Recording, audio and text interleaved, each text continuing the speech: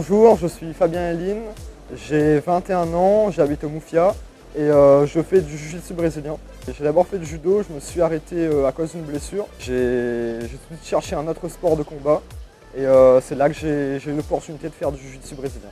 Ce qui me plaît le plus dans ce sport, c'est que c'est un sport qui évolue sans cesse avec des nouvelles techniques. Mon but, c'est de décrocher un titre à l'international. Pour cela, j'ai déjà participé 2 fois au championnat d'Europe et une fois à l'Open de Londres Nogi et Guy.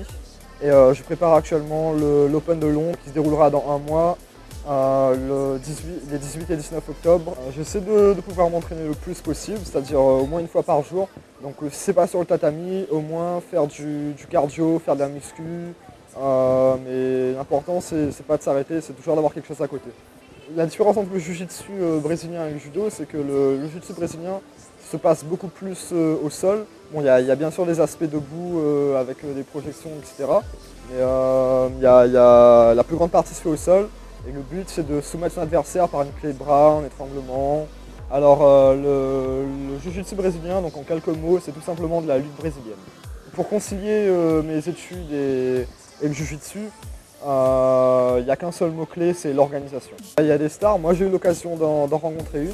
En fait, j'ai réalisé un stage de 2 mois à Londres dans l'académie d'un champion du monde, donc Lucio Lagarto Rodriguez, qui m'a entraîné pendant 2 mois non-stop avec des séquences d'entraînement très lourdes, donc entre 6 et 8 heures d'entraînement par jour.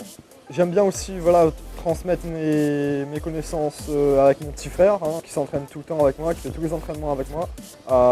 D'ailleurs, je pense que c'est ce qui va lui permettre de progresser très vite et d'atteindre de très bons résultats.